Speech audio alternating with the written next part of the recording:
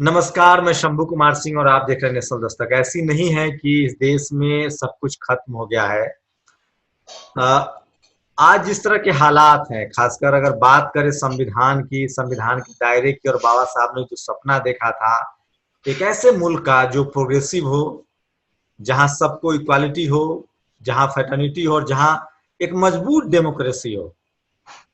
हम उस पर कितना चल पाए हैं, और आज जो हालात हैं, क्या जिससे बाबा साहब लड़ रहे थे, चाहे वो मनुवाद हो, चाहे मनुस्मृति हो, और जिस तरह से वो हिंदुत्ववाद के खिलाफ थे, क्या वो लड़ाई कहीं पीछे छूट गई है? और जिस तरह से आज जो परिस्थितियां इस देश में, किसी से बताने की जरूरत नहीं है। मेरे साथ प्रकाश अंबेडकर हैं, बाबा साहब के पोते हैं, मेंबर ऑफ पार्लियामेंट है, फॉर्मर मेंबर ऑफ पार्लियामेंट, और बहुजन वंचित अघाड़ी के प्रमुख हैं। तो बाबा साहब के परिवार से ज्यादा माकूल और कौन होगा इन सब मुद्दों पर बात करने के लिए। और इसलिए मैंने प्रकाश अंबेडकर जी से गुजारिश की कि कम से कम आप अपनी बात रखिए। प्रकाश अंबेडकर जी ने एक सुबह ट्वीट किया है, और वो बहुत मार्मिक ट्वीट है। उन्होंने लिखा है कि आज पूरी दुनिया भारतीयों को शक की निगाह से देखती है। हमें लगता है द्वेष करते हैं, पर हकीकत यह है कि यहाँ के वैदिक धर्म मानने वाले अन्य धर्मों पर अतिक्रमण कर रहे हैं। जो अभी अयोध्या में हो रहा है, इतिहासकार राहुल सांकृत्यायन ने कहा था, अयोध्या प्राचीन बौद्ध शिक्षा केंद्र साकेत है। आगे वो लिखते हैं, इलाहाबाद एससी के अनुसार आदेशानुसार उत्खनन में वहां के बौद्ध संस्कृति के ही अवशेष मिले। इसके बावजूद एससी ने तथ्यों के विपरीत भावनाओं के आधार पर राम मंदिर निर्माण का निर्णय दिया। तथ्यों को मानकर फैसला होता तो दुनिया शक नहीं करती। ऐसा न करने से दुनिया में भारत के व भारतीयों की प्रतिमा और मलिन हुई है। सर, आपको क्या लग रहा है, आज हम कहाँ पहुंचे, और क्या हम फिर से उसी दौर में चले गए हैं जिससे 70 साल पहले बाबा साहब ने हमें निकाला था? देखिए, मैं इस बात को आपसे एक आगाह करना चाह रहा हूं कि हम लोग जो लफ्ज इस्तेमाल कर रहे हैं ना, संभाल के हम लोग ने इस्तेमाल करना है। हिंदू धर्म की दो शाखाएं हैं। मतलब हिंदू धर्म प्रचलित होने के पहले यहाँ जो पहली सेंसस हुई ब्रिटिश के जमाने में, उसमें कहा था मुस्लिम्स एंड नॉन मुस्लिम्स। और नॉन मुस्लिम्स में उन्होंने कई लोगों से जोड़ा हुआ था। उसके बाद में जो है ये हिंदू वर्ड आया। इस हिंदू संस्कृति में दो संस्कृति है, ऐसा मैं मानता हूं। एक वैदिक परंपरा है कि जिसके खिलाफ बाबा साहब ने जंग छेड़ी, और दूसरी जो है वो संत परंपरा है कि जिसके साथ बाबा साहब जोड़ते रहे और जुड़ते रहे, और उसी परंपरा को उन्होंने बुद्धिज्म से जोड़ते हुए आगे ले गए। तो हम लोग इस परिभाषा को लोगों तक समझा नहीं पा रहे। वैदिक धर्म जो है वो जाति परंपरा मानता है, भेद करना जानता है, नीचे दिखाने की बात करता है, और ब्राह्मणों के वर्चस्व की बात करता है। उसी को अगर हम लोग संतों की विचारधारा अगर देखें तो संतों की विचारधारा जो है वो इससे अलग है, परे। अगर ये कहे हम लोग कि आज जो है वो वैदिक संस्कृति का आक्रमण अगर चला है, तो मैं समझता हूं कि आम आदमी इस बात को समझ पाएगा। नहीं तो वो ये निचोड़ ये निकालता है कि भैया ये हिंदुओं के खिलाफ, पूरी हिंदू समाज के खिलाफ है। हालांकि अगर देखा जाए यहाँ पर तो वैसी परिस्थिति नहीं है। तो ये लफ्ज इस्तेमाल करना भी मैं समझता हूँ कि एक बड़ी ऊंची बात है, जिसको हम लोग को समझना चाहिए। और जैसे जैसे हम लोग आगे बढ़ते जाएंगे, वैसे वैसे मेरे ख्याल से ये जो भाषा है अपनी, इस भाषा से हम लोग लोगों को प्रभावित करते जाएंगे, ऐसा मैं मान के चलता हूँ। ये जो आप वैदिक कह रहे हैं, उसको सनातन या फिर मनुस्मृति क्या सनातन, देखिए मनुवाद भी अगर आप कहना चाहोगे तो भी मैं ये मानता हूं कि जो संत परंपरा को मानने वाले, उनसे आप अलग पना नहीं लिया सकते हैं। देखिए, लफ्जों का भी जब इस्तेमाल होता है तो आपको कई लोगों से अलग भी करना होता है उनको। और संतों की भाषा अगर हम लोग कहे तो मेरे ख्याल से कोई समझ में नहीं पाएगा। अगर अगर हम लोग कहेंगे सनातन धर्म है, तो ये सनातन धर्म भी नहीं पहचाना पाएगा। लेकिन ये जो वैदिक परंपरा है, इस वैदिक परंपरा से आप जो है लोगों को तुरंत अलग करवा सकते हो, और वो जनोई के माध्यम से। तो इसलिए लफ्ज भी जो मैं इस्तेमाल कर रहा हूं वो लोगों को समझने आए, और अपने आप को भैया मैं इस संस्कृति से नहीं हूं, उसकी वजह यह है कि मुझे जनोईधारी में नहीं हूं, उसका मुझे अधिकार नहीं है। मैं हिंदू जरूर हूं, लेकिन जनोईधारी हिंदू नहीं। अच्छा प्रकाश जी, लेकिन आप कैसे देखते हैं, सुप्रीम कोर्ट से फैसला आता है, प्रधानमंत्री जाके ओपनिंग करते हैं, और बीच में हमारा सेकुलर एक कॉन्स्टिट्यूशन है जो कहता है कि धर्म आपका निजी मामला है, आप संवैधानिक पद पर होते हुए किसी धर्म विशेष, किसी जाति विशेष के पक्ष में बात नहीं करेंगे। देखिए, ये तो मैं कहूंगा कि हम लोग बहुत कठिन परिस्थिति से जा रहे। परिस्थिति ऐसी है कि अगर हम लोग ने सही ढंग से रास्ता नहीं अपनाया तो शायद हो सकता है कि ये संविधान भी खत्म हो जाए और पुरानी व्यवस्था दोबारा आ सके। मतलब ये दोनों तरफ की लड़ाई है, ऐसा मैं मान के चलता हूं। और इसमें जो है वो आज जो सत्ता में बैठा हुआ है,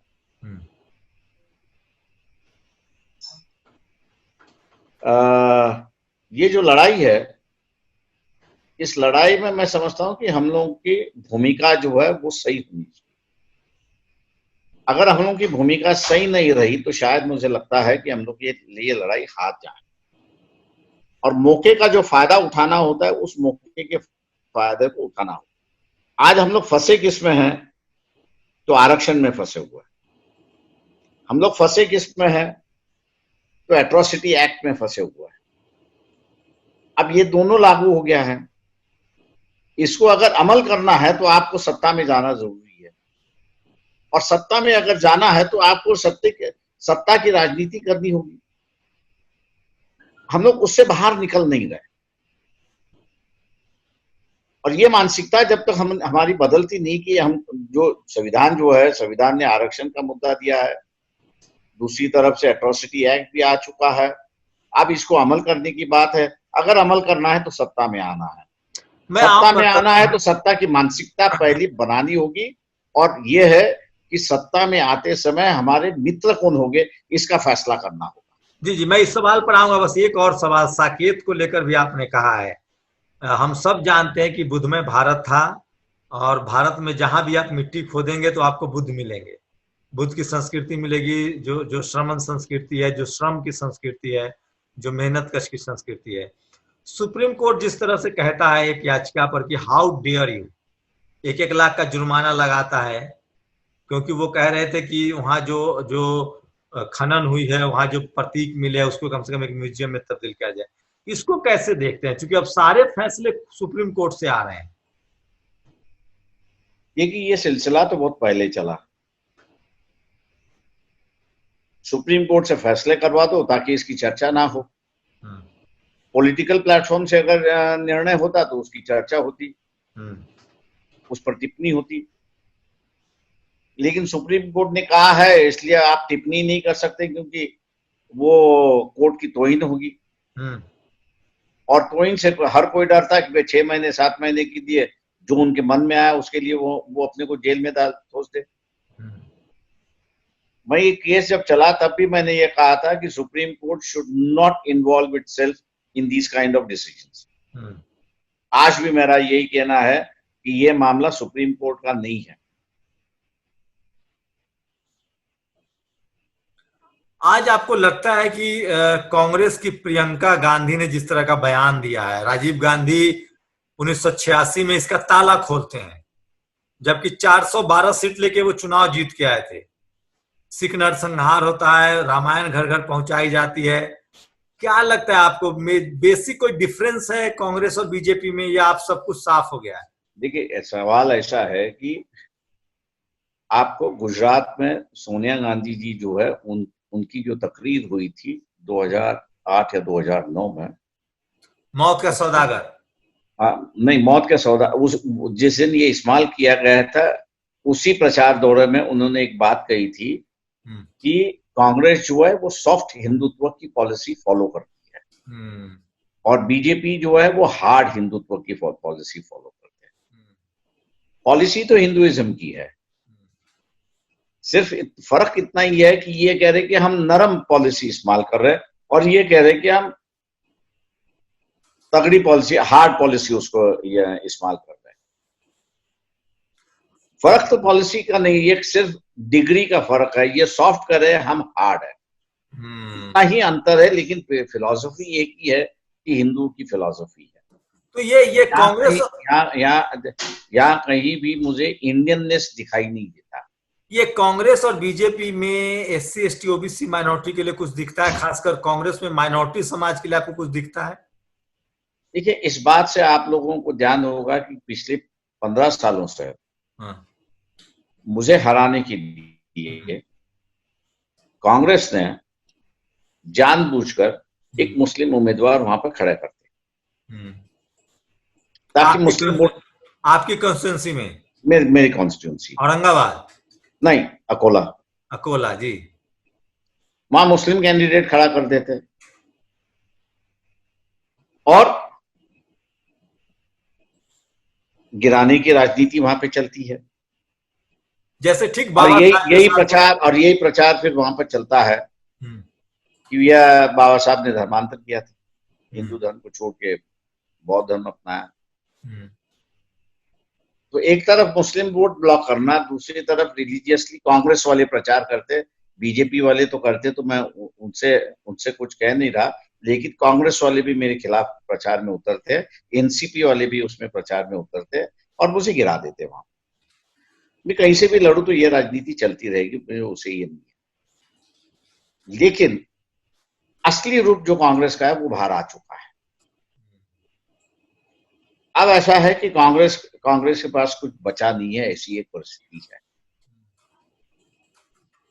विद्यमान सरकार जो है, जब चाहे जैसे चूहे को उठा देते वैसे एक उठा देती और कहती है ये कांग्रेस ही है, ये करप्ट है, इसने ये घुसखोरी की, इसने वो किया और बदनाम करके छोड़ दिया है।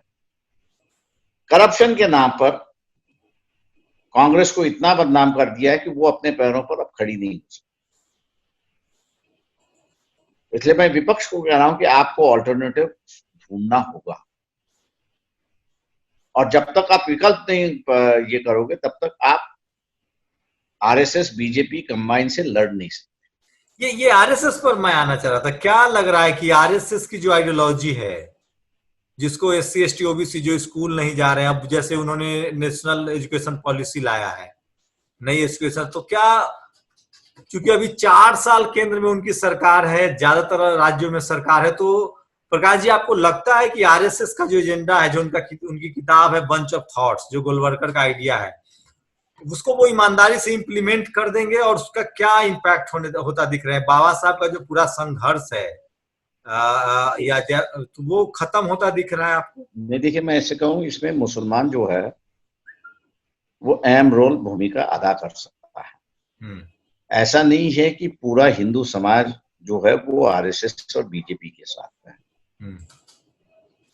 जिस तरह मैं लड़ता हूं पार्लियामेंट में, हारता हूं, ये बात सही है, लेकिन मेरी कॉन्स्टिट्यूंसी में शेड्यूल कास्ट जो है वो सिर्फ 9% है, लेकिन पूरी कॉन्स्टिट्यूंसी में मुझे वोट मिलते हैं 28% माइनस मुस्लिम्स। अब 9% पूरे निकालो, बाकी की कितने परसेंट बचते हैं? मतलब लगभग 19% के आसपास। 19% है। अब ये 19% हिंदू है कि जो पूरी तरह से रिलीजियस प्रचार होने के बावजूद वो हम लोगों के साथ में है। ये जो फैक्टर है, इस फैक्टर को हम लोग ने देखना चाहिए, समझना चाहिए, सोचना चाहिए और उस पर अपनी स्ट्रैटेजी बनाना चाहिए। मैं इसलिए मुसलमानों से कह रहा हूं, मुसलमान अपनी हिफाजत के लिए कांग्रेस को वोट देता था, ये बात सही है। अब जैसे मुसलमानों के मदनी साहब है जो हमेशा कांग्रेस की हिमायत करते हैं, अब इनको ये सोचना होगा कि भैया उन्होंने 2009 को भी, 2014 को भी, 2019 को भी 2 बार उन्होंने कांग्रेस की हिमायत की। लेकिन कांग्रेस की हिमायत करने के बाद भी, कांग्रेस कहीं उसके नजदीक नहीं है। अब इनको ये सोचना है कि भैया आप कांग्रेस को छोड़ने के लिए तैयार हो या नहीं हो, ये सबसे बड़ी बात है। ये पूरा खेल अभी जो है बीजेपी को हराने का जो खेल है, ये अब मुस्लिम क्लर्जिक जो है, मुस्लिम मौलाना जो है, उनके हाथ में आ चुका है। क्या वो सही भूमिका लेंगे इस पर निर्भर है, ऐसा मैं मान के चलता हूँ। क्योंकि जिस तरह से मुसलमानों की प्रताड़ना इस देश में हुई है, अब वो 90% के लगभग मैं समझता हूँ कि इस सरकार के खिलाफ है। 15% वोट वो है और वो एक अहम भूमिका अदा कर सकता है, ऐसा मैं मान के चलता हूँ। इसलिए ये जो मुस्लिम मौलाना लोग हैं, ये जिस दिन फैसला लेंगे कि भैया हम कांग्रेस के साथ नहीं जा रहे हैं, हम किसी के साथ नहीं जा रहे हैं, लेकिन जो जो राज्यों में बीजेपी को हरा सकते हैं उसके साथ हम जाएंगे, तो मैं समझता हूं कि यहाँ पर बदलाव आएगा। ये जो कॉन्स्टिट्यूंसी की बात होगी, वो कॉन्स्टिट्यूंसी की बात नहीं होनी चाहिए, राज्यों की बात होनी चाहिए। इस राज्य में ये पॉलिटिकल पार्टी है कि जो बीजेपी के साथ लड़ते आ रही है, मुसलमान इनके साथ में जाएगा, तो मैं मान के चलता हूँ यहाँ पर कि एक बदलाव की लाइन आ गई। लेकिन प्रकाश जी, क्या लग रहा है आपको, चाहे ममता बनर्जी हो, नवीन पटनायक हो या अरविंद केजरीवाल हो, मुसलमान तो कैटेगरली वोटिंग कर ही रहा है, लेकिन जो सवर्ण लीडरशिप है वो तो सब एक ही तरह से रिएक्ट करते हैं। ठीक है, सवर्ण लीडरशिप एक ही तरह, मैं वही तो कह रहा हूं कि आप जब तक नई लीडरशिप पनपने नहीं दोगे, आप जब तक किसी और लोगों को जो है उभरने नहीं दोगे, तब तक बदलाव की परिस्थिति दिखाई नहीं देती। तो ये प्रकाश सर, ये जो आप देख रहे हैं पूरा, आप कह रहे थे सत्ता में बहुजनों को जाना होगा, मुझसे लोग बराबर सवाल करते हैं, एक ओबीसी कैटेगरी को छोड़ दें तो इस देश में चाहे शेड्यूल कास्ट हो या मुसलमान हो, वो अकेले बहुमत में नहीं आ सकते अगर गैर बात करें तो क्या एक पॉलिटिकल अलायंस की तरफ लोग बढ़ सकते हैं अब, चाहे वो मायावती हो, प्रकाश अंबेडकर हो, अखिलेश यादव हो, तेजस्वी यादव हो? देखिए, मैं ये कहूंगा कि उसमें अखिलेश की और मायावती की गठबंधन हुआ, नतीजा नहीं आया, क्योंकि एक दूसरे पे। मैं ये मानता हूं कि नया गठबंधन अगर हो और उस नए गठबंधन को अगर मौका दे और नई लीडरशिप को अगर मौका दे, तो मैं समझता हूं कि इस पर काफी बड़ा असर होगा, ऐसा मैं मानता हूं। मतलब जिन लोगों के बारे में लोगों की राय सही हो गलत हो लेकिन नेगेटिव हो चुकी है, उनको मेरे ख्याल से हम लोग ने नहीं लाना चाहिए। महाराष्ट्र में क्या देख रहे हैं सर आप? एनसीपी और जो गठबंधन चल रही है, एनसीपी, कांग्रेस और शिवसेना की, देखिए इसे लॉन्ग टर्म अलायंस। देखिए, ऐसा है कि ये एक नई, हर राज्य की नई राजनीति शुरुआत हो चुकी है। धर्म की जो सत्ताधारी है उनको लगता है कि अपना वर्चस्व होना चाहिए। अब वो किस माध्यम से हो, इस पर वो वर्क कर रहे हैं। महाराष्ट्र में ये कहा जाता है कि मराठों का राज्य है, लेकिन मैं इसको मानता नहीं। जो गरीब मराठा है वो सत्ता में नहीं है। जो मुगलों के यहां से जो सरदार थे, जागीरदार थे, ईमानदार थे, देशमुख थे, उनकी ही सत्ता यहां पर चली है। उसमें कुछ नए परिवार ऐड हो चुके हैं। तो ये जो है मराठा में से जो अमीर परिवार जो है, ये अमीर परिवारों का एक गठबंधन हुआ है और वो गठबंधन की राजनीति है। हम लोग हमेशा कहते हैं कि ये 169 जो फैमिलीज है उनकी सत्ता महाराष्ट्र पे चली, चाहे किसी पार्टी में से हो, क्योंकि धर्म की सत्ता जो है उन्होंने दे दी है धर्म वालों को। पॉलिटिकल सत्ता जो है वो लेके बैठे हैं, उनको पॉलिटिकल सत्ता में इंटरेस्ट है, ये बाकी के सत्ता में इंटरेस्ट है, इसलिए इनको बाकी की सत्ता दी गई है। तो एक तरीके का अलायंस जो है हर राज्यों में अलग अलग अलायंस हो रहा है। तो इस परिस्थिति को देखते हुए आपको आपकी राजनीति करनी होगी और आपकी भूमिका भी करनी। लेकिन ये राम मंदिर का जो मुद्दा है सर, ये तो अभी 2024 तक चलेगा, मंदिर बनेगा, उसका श्रेय भी लेंगे। तो कोई राजनीतिक सॉल्यूशन लग रहा है इस माइलेज को संभव है, क्योंकि राम मंदिर ने बीजेपी को यहाँ तक पहुंचाया है। देखिए मैं हमेशा मान के चलता हूँ कि चाहे वो हिंदू हो चाहे वो मुसलमान हो, उसकी मानसिकता निगेटिव मानसिकता है, पॉजिटिव मानसिकता कभी है ही नहीं। इसलिए नेगेटिवली आप उसको रखो तो लाखों लोग रास्ते पे उतरे बाबरी मस्जिद गिराने। लेकिन निर्माण के लिए आप बुलाइए तो मेरे ख्याल से लोग पैसे भेजेंगे, ईंटें भेजेंगे, सीमेंट भेजेंगे, लोहा भेजेंगे, सब कुछ भेजेंगे, लेकिन अपना शरीर नहीं भेजेंगे, मतलब वहां पर उपस्थित नहीं। एक आखिरी सवाल सर, आज के समय में जब बोलना लिखना इतना मुश्किल है, गिरफ्तारियां हो रही है, आपके परिवार से आनंद साहब गिरफ्तार हैं भीमा कोरेगांव को लेकर, हनी बाबू गिरफ्तार हैं, आज जो हालात हैं, जिस तरह से एक कट्टरता थोपी जा रही है देश पर, एक जो सेकुलर कंस्ट्रक्शन है उसको, बाबा साहब होते तो क्या कहते, क्या बोलते? आज वो चुप्पी साध लेते या कुछ बोलते? एनआईए तो मेरे पीछे भी लगी हुई है। जितने भी हमारे कार्यकर्ता है, पार्टी के कार्यकर्ताओं को उनको बुलाया जा रहा है, पूछताछ हो रही है, हमको भी घेरे में लेने की उनकी कोशिश चल रही है पूरी तरह से। लेकिन 40 साल राजनीति में रहने के बाद हम लोग बेदाग हैं, किसी प्रकार का दाग नहीं, और इसलिए एनआईए से भी लड़ रहे हैं और सरकार से भी लड़ रहे हैं। अभी बीच में आपने फिलहाल देखा होगा कि राजगृह पर भी अटैक हुआ। तो ये मामला जो है, ये मामला चलता रहेगा उसमें, लेकिन हम लोग डट के रहने वाले हैं, लड़ेंगे। इतने आसानी से जो है अपनी तलवारें म्यान में नहीं डालेंगे।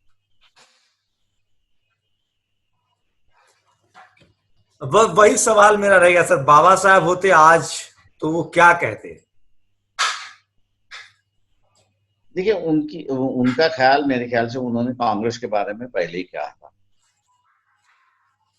वो कांग्रेस को ही कोसते कि उन्होंने कोई पॉलिटिकल सिस्टम यहाँ पर पनपने नहीं दी, डेमोक्रेसी नीचे लोगों तक ले जाना चाहिए, उसको ना ले गए।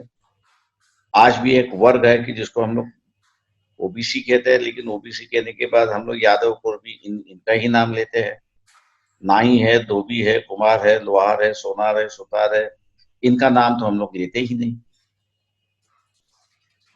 इनके लिए जहां तक मैं समझता हूं कि डेमोक्रेसी पहुंचनी चाहिए थे, लोकतंत्र जो है उनके साथ, उनके पास पहुंचना चाहिए था, पहुंचा नहीं है। हम लोग सत्ता की बात करते रहे, लेकिन सत्ता की बात करने के बाद भी हम लोग जो है वो इनके पास सत्ता नहीं ले गए, ना सोशल मूवमेंट हम लोग ले गए। ये कारागिर वर्ग जो है, जो हिंदू समाज का जुड़ा हुआ जो कारागिर वर्ग है, ये हिंदू समाज का जुड़ा हुआ कारागिर वर्ग को अगर जिस दिन हम लोग जागरूक करेंगे और जिस दिन उनके पास हम लोग सत्ता ले जाएंगे, तब मैं मान के चलता हूं कि हमने बदलाव। अब यूपी की बात ही देखो, जाटो समाज बाबा साहब के साथ से लड़ता आ रहा है, ये बात सही है। वाल्मीकि जो है वो बाबा साहब के साथ में उस वक्त उतना नहीं था कि जितना आज उस पर जागृति आ गई है। आज वाल्मीकि लड़ना चाह रहा है। क्या अंबेडकरवादी आज वाल्मीकियों के हाथ में झंडा देने के लिए तैयार है? ये मानसिकता है, मैं ये कह रहा हूं। और किसी न किसी ने तो भी आगे आके ये कहना जरूरी है, चाहे मैं किसी जात का हूं, लेकिन मैं शुभ कास्ट हूं, इसलिए मैं इकट्ठा हूं और इकट्ठा। वो जो बहुजन शब्द है सर, जो बहुजन वंचित अघाड़ी है आपका, जो बहुजन कांसी राम ने कहा, जो बाबा साहब ने जिसको SC ST OBC constitutional terms दिया, उसके एकजुटता पर काम करने की जरूरत है। देखिए ऐसा है, आप सत्ता में आ सकते यूपी में, क्योंकि 28%, 22% से लेके 28% शेड्यूल कास्ट है, इसलिए वहां पर सत्ता में आना बहुत आसान है। जो इनके पहले बीपी मौर्य और संघप्रिय गौतम ने बता के 65-66 में जो एसवीडी की सरकार उस वक्त बनी थी, तब उस एसवीडी की सरकार में भी आरपीआई के मंत्री भी थे और विधानसभाओं में सदस्य भी थे। तो ये नई बात नहीं है, वो उन्होंने शुरुआत की हुई लड़ाई है। हम लोग सिर्फ इतना है कि बीच में मैंने जैसे कहा कि ये जो कुम्हार है, लोहार है, सोनार है, इनको हम लोग ने निग्लेक्ट किया, इनकी तरफ हम लोग कभी गए नहीं, हम लोग ने इनको कभी पूछा नहीं। सत्ता में हम लोग ने किसको पूछा? जो सवर्ण है उसको पूछा, जो दागी है उसको पूछा, जो दबंग आदमी है उससे पूछा, जो डकैत है उसको हमने पूछा, और ये सभी सवर्ण है। तो नई लड़ाई कहां से शुरुआत? तो ये नई लड़ाई अगर शुरुआत करनी है तो मैं मान के चलता हूं कि यहाँ राजभर से लेके जो समाज अपने आप को जो है कि भैया मुझे कुछ मिला नहीं है, इस परिस्थिति का मैं हिस्सा नहीं हूं, इस व्यवस्था का हिस्सा नहीं हूं, इनको लेके अगर अम्बेडकरवादी अगर चलता है तो मैं मान के चलता हूं कि उसकी एक हैसियत बनती है। और सत्ता आए या ना आए, लेकिन सोशल मूवमेंट को वो आगे बढ़ाता है और एक विचारधारा बदलने की जो लड़ाई है उसमें वो काफी बड़ा योगदान करता है। शुक्रिया सर हमसे बात करने के लिए इस टफ शेड्यूल में। और ये थे प्रकाश अम्बेडकर, जिनको बहुत उम्मीदें हैं, अभी सब कुछ खत्म नहीं हुआ है, लेकिन गेंद जो है वो SC ST OBC और माइनॉरिटी के पाले में। शुक्रिया सर। शुक्रिया। नेशनल दस्तक की आपसे गुजारिश है कि अगर इसको बचाना चाहते हैं तो नेशनल दस्तक को सब्सक्राइब करने के लिए रेड कलर के सब्सक्राइब बटन को दबाएं, फिर बेल आइकन की घंटी दबाएं। नेशनल दस्तक को बचाने के लिए बहुत जरूरी है कि हर खबर को शेयर करें, लाइक करें, कमेंट जरूर करें।